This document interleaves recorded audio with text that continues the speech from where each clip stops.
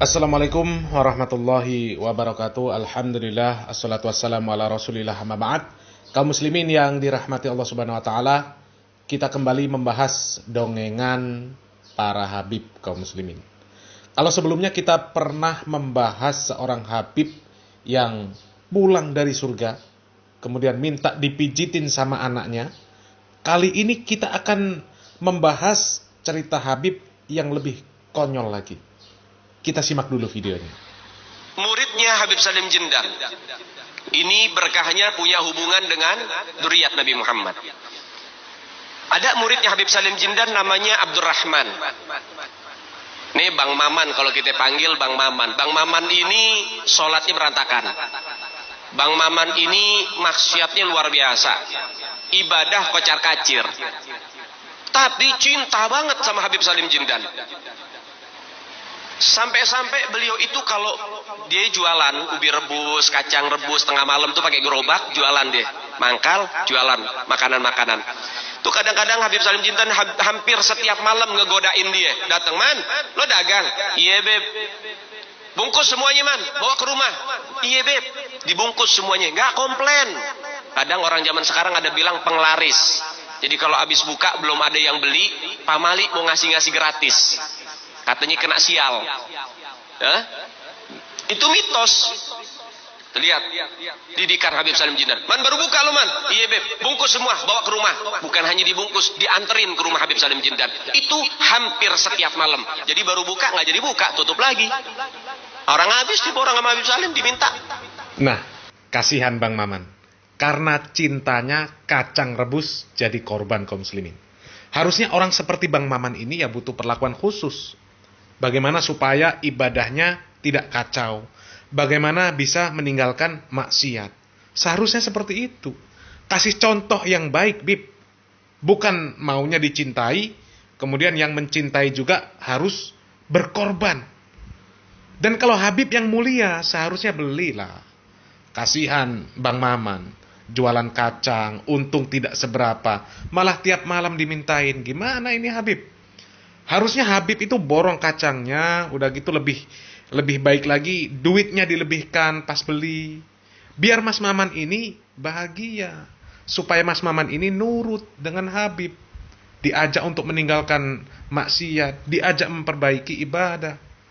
Dan model orang-orang yang meminta-minta ini, Bib, tanpa adanya uzur, ini bahaya.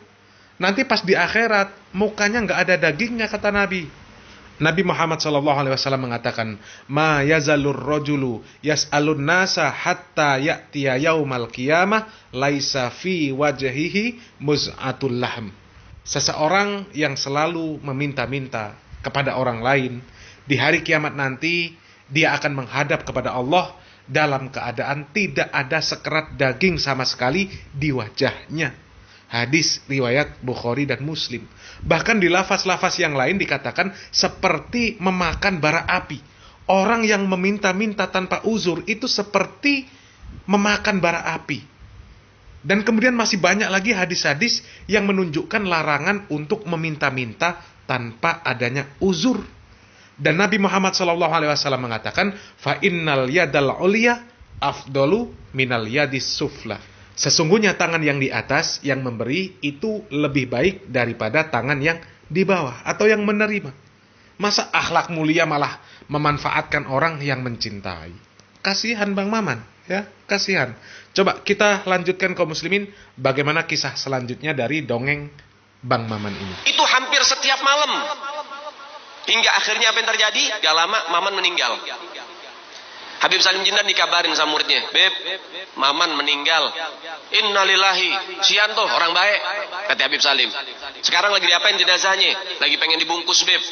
"Ya udah, nanti kalau pengen dibungkus mukanya jangan ditutup dulu. Tungguin gue datang." Ini bahasa Betawi nih. Datang Habib Salim Jindan. Ngelihat tuh jenazah tuh, pengen dibungkus, pengen ditutup kain kafannya. Beliau ambil kertas kecil, kertas kotak kecil, beliau tulis. Ada yang ditulis sama beliau, ditaruh di bawah kepalanya si jenazah. Dah, tutup. Sebelum ditutup, habis beliau tulis, ditaruh tuh kertas, beliau bilang, "Man, gue tahu lo ibadahnya berantakan. tapi lo cinta sama dzurriyyat Nabi Muhammad, ikhlas dari dalam hati. Nanti kalau malaikat munkar nakir datang nanya pertanyaan kubur, jangan lo jawab, man. Lo kasih surat dari gue, lo masuk surga tanpa hisab. Ini bener-bener kayak cerita sinetron kaum muslimin.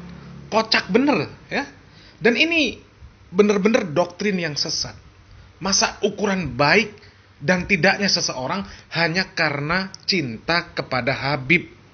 Ibadah yang berantakan, maksiat yang banyak, nggak jadi masalah asal cinta sama Habib. Aduh, apa ini? Dan malaikat disuratin sama Habib. Suratnya dititip sama Bang Maman yang mati.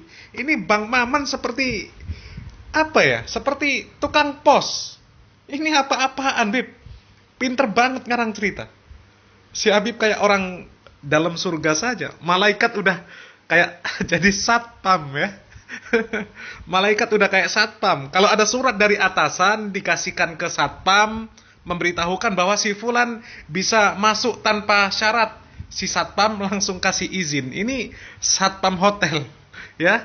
Jadi si fulan ini karena ada surat dari atasan, dari sang manajernya, manajer hotel, ini bisa masuk tanpa syarat. Ini surga, Bib. Surga bukan hotel. Kok enak banget ya. Ini ibadah berantakan, maksiat berkarat, bisa masuk surga tanpa hisab hanya karena cinta sama Habib. Dongeng. Ini Habib yang paling parah dongengnya kaum muslimin ya. Paling parah. Coba kita lanjutkan lagi kaum muslimin. Dijamin sama Habib Salim. Nabi bilang apa? 3 orang, 3 kelompok yang bisa kasih syafaat. Pertama, al-anbiya wal mursalin. Itu bisa kasih syafaat. Yang kedua, as-syuhada, para syuhada. Itu bisa kasih syafaat. Tapi punya kuota. Berapa? 70 anggota keluarganya bisa disyafaati oleh orang-orang yang mati syahid. Ini 6 orang, laskar FPI. Ya, pecinta Habib Rizik yang wafat, yang meninggal karena dibunuh dengan sadis, nanti dia bakal kasih 70 anggota keluarganya syafaat tuh. Masya Allah. Yang ketiga, al-ulama, kata Nabi Muhammad, para ulama bisa kasih syafaat kepada orang-orang yang dia suka, yang dia cinta. Dan khusus para ulama, gak dikasih kuota sama Allah Ta'ala. Siapapun dan berapapun pengen dikasih syafaat, silahkan. Itu berkahnya para ulama. Diberikan keistimewaan sama Allah Ta'ala. Habib Salim Jindan nulis surat doa. Ini dongeng yang luar biasa kaum muslimin. Katanya malaikat disurati sama Habib Salim bin Jindan. Suratnya dititipkan sama mayatnya Bang Maman. Ya Allah. Kok berani ngarang-ngarang cerita yang seperti ini? Ya. Dikira akhirat itu seperti hotel. Yang manajemennya itu dikelola oleh para Habib. Kemudian para malaikat itu jadi satpam.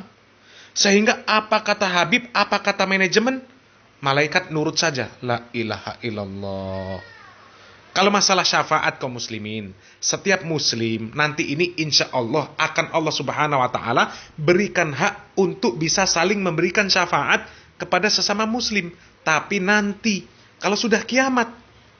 Dan Nabi Muhammad SAW mengatakan bahwasanya para nabi ketika nanti dimintai syafaat oleh manusia, mereka ini tidak bisa. Mereka mengatakan nafsi-nafsi. Mereka menyuruh manusia untuk mendatangi nabi yang lain.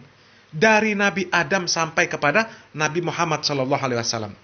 Barulah ketika mereka minta syafaat kepada Nabi Muhammad SAW, Nabi Muhammad SAW memberikan syafaat. Dan itu pun Nabi Muhammad SAW minta dulu kepada Allah, memohon-mohon. Ini Habib masih hidup, masih ada di dunia, ya, bisa memberikan syafaat orang yang sudah mati supaya masuk surga tanpa hisab. La ilaha illallah. Ini sungguh dongengan yang kocak, ya. Dan menurut kami ini dongengan yang terlalu jauh lah, melampaui batas, ya. Jauh melampaui batas syariat. Dan semoga kaum muslimin tidak mudah tertipu dengan dongengan-dongengan yang seperti ini. Wallahu a'lam bishawab. Salam waras, salam akal sehat. Barakallahu fikum. Wassalamualaikum warahmatullahi wabarakatuh.